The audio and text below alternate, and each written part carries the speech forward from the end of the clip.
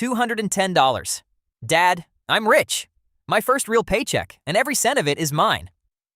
New game, the headphones I've wanted, a hoodie, and food. Best weekend of my life starts now. I worked 9 whole shifts for this. I earned every dollar. You did. Sounds fun. Ask me again Monday, though. That's a weird thing to say to a rich person, Dad. Why Monday? It's Friday. I'm rich right now. Look at all this.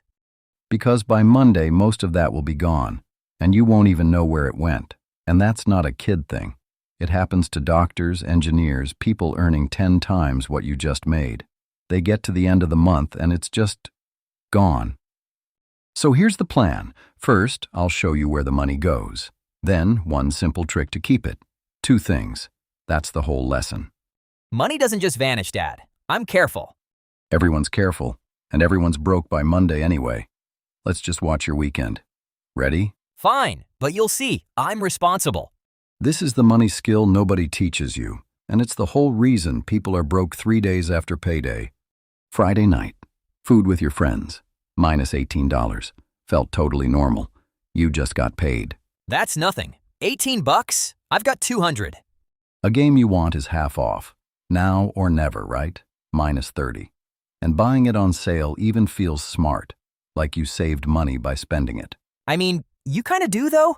You save money by not buying things you weren't going to buy. Watch what happens next. Saturday. A hoodie, 2 coffees, a subscription you forgot, renewing on its own. Minus 60. Sunday. Snacks, a movie, a few small things you won't even remember. And Monday morning, $30 left, out of 210. Wait, 30? Out of 210? That's not possible. I didn't even buy anything big. Where did it go? And that's the trick. Not one of those was a mistake. Every choice felt small and fun and fine. So it wasn't one big dumb purchase. It was 100 tiny fine ones. Exactly. That's why it gets everyone. It's never the big stuff. It's the drip. 3 here, 5 there. Each one too small to notice. But add up 100 tiny drips and the whole tank is empty. That's where it went. Pause for a second. Be honest. When you get money, how long does it actually last? A day? A week? Drop it in the comments. I just lost mine in 1 weekend, so trust me. Zero judgment here. So I'm just bad with money. No, you're not bad with money. You did exactly what almost everyone does. You spent first, and just hoped something would be left at the end. But here's the thing. Leftover money is a myth. There's never any left, because spending quietly grows to eat whatever you've got. Give it 200, it finds 200 things to want. Give it 2,000, same story. Oh, so there's never any leftover, because I'll always find something to spend it on.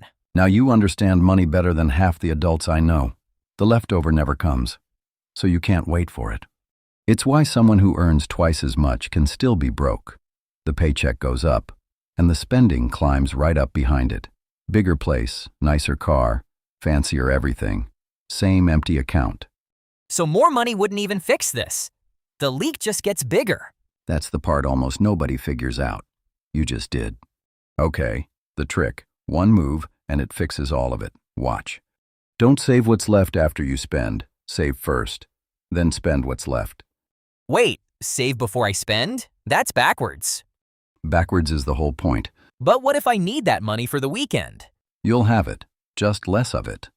And here's the thing, if the only break on your spending is running out, you run out every single time, so you break first on purpose. The second money lands, move a little, even 10%, into a keep jar. One you don't touch. On your 210, that's $21, gone before the weekend can find it. Then you spend the rest, all of it, guilt-free. Every dollar left is yours to enjoy. So, I hide a little from myself first, before I can do anything dumb with it. Then I spend the rest and actually enjoy it. No guilt. Perfectly said. Hide a little, spend the rest happy. That is the entire skill. That's the whole video in one sentence. It has a name. Paying yourself first. Paying myself? Like I'm a bill? The most important bill you've got. Your phone company gets paid. The store gets paid. Why is future you the only one who gets whatever's left? Pay him first, like he matters. Because he's you. Here's the grown-up version. Half your money, needs, rent, food, the stuff you can't skip. 30% wants, fun, the hoodie, the game, the coffee. And fun is allowed, David. A budget with no fun in it is a budget you'll quit by Thursday.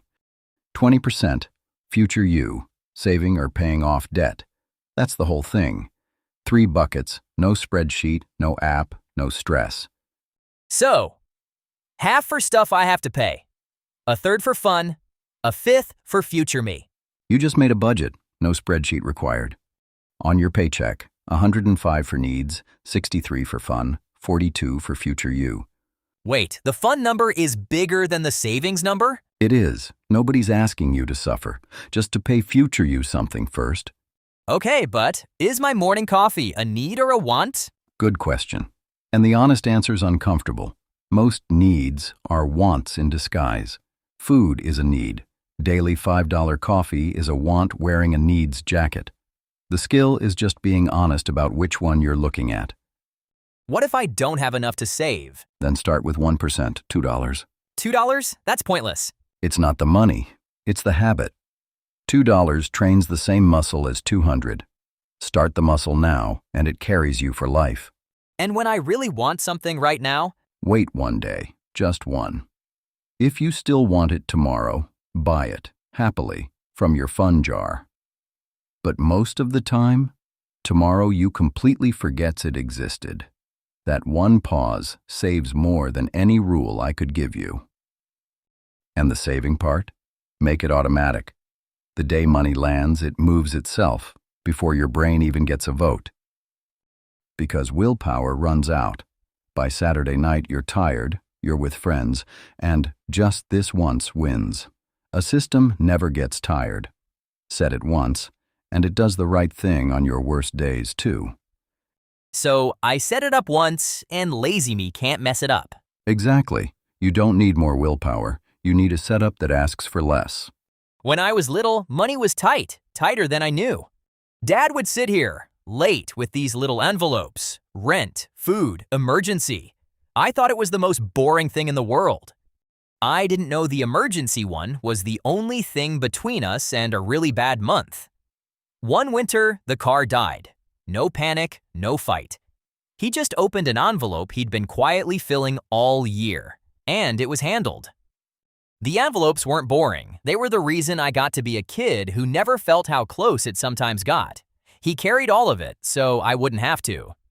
No app, just envelopes and one rule. Future US gets paid first. Your jar is the same move. It always will be, across every paycheck, your whole life. So if I move 21 right now into a jar I promise not to touch, then I've already done the one thing that actually matters this whole weekend. Then $21 of this paycheck survives the weekend, and next payday, another 21, and the one after that. And you already know what happens to money you keep and never touch. It compounds. It grows on itself. It's the chessboard again, isn't it? It is always the chessboard, David. Saving and compounding are the same story, told twice. 21 a paycheck sounds like nothing, but move it every payday. Never touch it. Let it grow. And future, you ends up somewhere present. You can't even picture from here. Built entirely from the money that used to vanish on snacks and subscriptions you didn't even enjoy. So small money I keep quietly turns into big money later.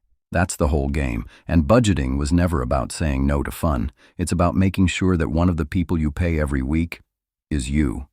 The rest is just snacks. And if you're ever truly lost, track every dollar for 1 month. Not forever, just once. Everyone's shocked by the same thing. It was never the rent that hurt. It was the dozen tiny things they each swore were basically nothing. So that's why Marcus is always broke, even though he gets way more allowance than me. It was never about the amount. Almost certainly. More money coming in, but no jar in the way to catch any of it. So it was never about how much he gets. Never. It's the jar. That's the whole difference between you two. So the whole thing on a sticky note. 1. Pay yourself first. 2. Split the rest. Needs, wants, future. 3. Make it automatic. Pay future me first. Split the rest 3 ways. Set it to move on its own. That's it. Most adults never learn that. You just did at 15. One last rule, above all the others. The keep jar is sacred. The moment you start dipping into it for wants, you're right back to broke by Monday, just with extra steps. Still got 180 for the weekend. Turns out the game can wait 1 day after all. But for the first time ever, future me got paid too. And weirdly, that feels even better than the game would have. I don't totally get why yet, but it does. That feeling right there, that's what people chase their whole lives and call being good with money. It was never a talent, David. It was never about how much you earn. It's just that one jar, filled first, and you've got it at 15. So, how long does your money usually last?